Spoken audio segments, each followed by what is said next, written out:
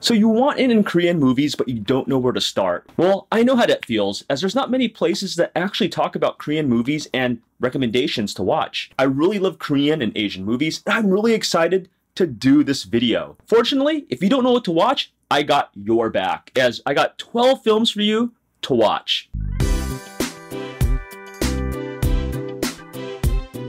So in this video, we're going to be talking about the most current films in Korean cinema from 2015 to present. And with these movies, I wanted to pick a variety of movies rather than just all the highly rated ones. Although, to be fair, many of these movies are highly rated. So with that being said, let's get on to the 12 Korean movies that you gotta watch. The first one is Train to Busan, and this film would be my first choice to introducing newcomers to Korean film, hands down. Train to Busan's a well-done zombie film that's relatable to overseas audiences, has a good story with a solid cast, and action-packed. The movie takes place when a zombie outbreak sweeps throughout Seoul, and a businessman and his daughter are soon thrust into. As the two board the KTX train from Seoul, headed to Busan, zombies board the cramped train, as passengers start turning into zombies fast. This film has ageless star Gong Yoo, who you might know from Coffee Prince, as well as a slew of other dramas and films. As for the zombies, they're also terrifying, as they're of the World War Z variety, as they run like crazy towards any human.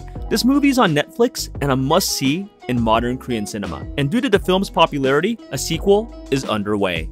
The second one is Confidential Assignment, and if you're into the buddy-buddy genre, a fan of the Rush Hour or Lethal Weapon films, then Confidential Assignment is worth checking out. Starring heartthrob Hyun Bin, who's a North Korean officer, and funny man Yoo Hae-jin, a South Korean officer, these two are an unlikely pair at first. Hyun Bin's character is more straight-laced and serious, while Yoo Hae-jin is the more funny, more loose cop. Yet, when they team up, hilarity and fun ensues. The film is also one of well-respected actor Kim Joo-hyuk's last films, as he plays an awesome villain in this movie. And last, if you're an SNSD fan, Yoona is in this movie as well. Next, we got Haunted Asylum, one of Korea's most hyped horror movies in some time. Shot in the first-person Blair Witch style, this alone made many people curious about the film. The movie stars a relatively rookie cast, and it's about a group of haunted horror explorers looking to make money from live streaming. They've picked the famed Gonjiam Psychiatric Hospital as their next streaming adventure. Things don't go as planned, as the true meaning of the hospital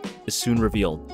You know, when the very opening 5-minute scene of the movie is a blend of Hardcore Harry and Oldboy, full of action and gore, you know this is going to be a good movie. If you like your revenge thrillers with plenty of katanas, guns, over-the-top action, and badassery, then the Villainess will be up your alley. While I admit the story isn't the greatest, since the flashbacks can be a bit confusing and unorganized at times, the action and cinematography are great. This movie is just one example of how far Korean cinema has come a long way with their bigger budgets and higher quality films. When a German journalist based in Japan hears about a dangerous uprising across the sea in Gwangju, Korea, he does the last thing anyone would do. He wants in. He wants to fly into the face of danger to Gwangju to check it out. So he goes to Seoul and pays a taxi driver a lot of money to drive to the southern city. And when he gets there, he's shocked to see what's taking place. Taxi Driver, which was a critical success in Korea in 2017, tackles the real-life event of the Gwangju uprising in 1980. If you want to learn more about Korean modern history and how Korea became a democracy,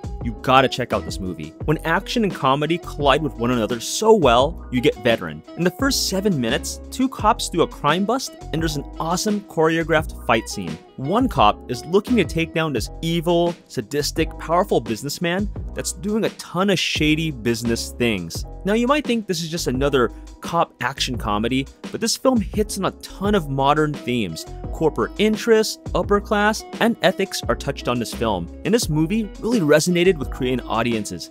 Get ready for one of the best Korean war espionage films in recent times. So you got this high-ranking Korean officer working for the Japanese imperial government of the 1920s in Korea. When he sees some of his own Korean patriots die, this Korean officer soon has plans to go against the Japanese Empire and become a turncoat. But the Japanese are no dummies. They sense a traitor amongst them, as this Korean officer that was once working for the Japanese and now working for the Koreans has to lay low. Age of Shadows has some intense action scenes filled with espionage and this cat and mouse game set in the beautiful 1920s backdrop. Now this movie, I Can Speak, is quite fun, as it has a good story, with a strong meaning, and it was a pleasant surprise in 2017. When an elderly woman meets a young civil servant speaking English very well, the woman asks him how to learn English. Now at first you may wonder, why would an older woman want to learn English, as she lives in Korea? But there's a powerful meaning by the end of the movie, and you'll understand the old lady's reasons. During the film, there's a lot of slapstick comedy between young and old,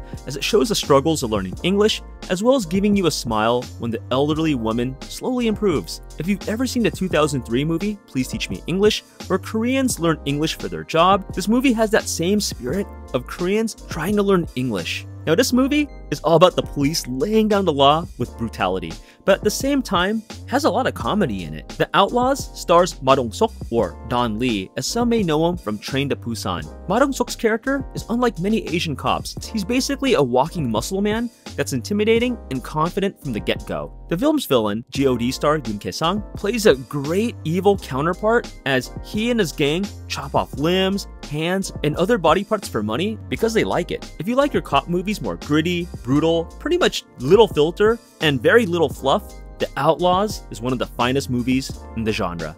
Now, if there's any Korean movie deserving of the NC-17 rating or R-18 rating in Korea, The Handmaiden would be it. The film is listed as an erotic psychological drama, and it definitely lives up to the erotic part with its weird fetishes, explicit scenes, and some lesbian scenes. Directed by Park Chung-wook, who also did the 2003 hit Oldboy, the film's plot has multiple views and revelations the further you get into it. Taking place in Japan-controlled Korea, the film is about a group of hustlers trying to work for a rich Japanese heiress, get close to her, then rob her of her wealth.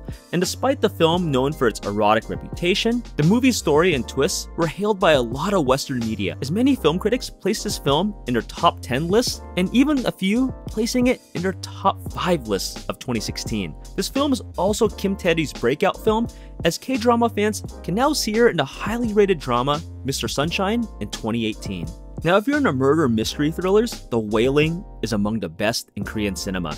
When a rural town is hit with mysterious murders, a police officer investigates the town for clues. Between the constant dread throughout the film, as the murders start piling up, you really feel the tension rise ever so slowly. And without spoiling the film, this movie isn't your usual murder mystery film, as the film goes into the occult, shamanism, and religion. Combine this with the awesome backdrop of the Korean rural town, and you got yourself a great murder mystery that ranks up there with Korea's finest in the genre. For overseas fans, The Wailing's on Netflix if this sounds like your type of film. And for the last film, Along with the Gods. When a firefighter dies in a line of duty, he finds himself in the afterlife with a second chance at coming back of being reincarnated. But to be reincarnated, he has to go through the 7 trials that examine his life and whether he lived a good moral one. Dealing with sins such as betrayal, violence, deceit, and so forth, he's assigned 3 guardians to act as the firefighters' defense lawyers, as the afterlife gods act as the prosecutors and scrutinize every detail in his life. We'll see through each trial about both the firefighter's good deeds as well as his dark secrets and flaws. The film weaves fantasy with real life and was very relatable to many Koreans, as this film quickly shot up to be the #2 highest grossing film of Korea of all time, as well as in Taiwan. So what do you guys think about these Korean movie recommendations? Are you interested in any of the movies on this list? Have you seen any movies on this list? And are you a hardcore Korean movie file like myself? I love Korean movies. Please let me know in the comments below. And you guys know the drill. If you guys want real talk on K-pop and K-pop journalism, then please sign up for my email list and grab that free ebook on learning more about K-pop in depth. And with that being said, I'm gonna watch some K-pop and maybe some Korean movies on the side. Take it easy, guys.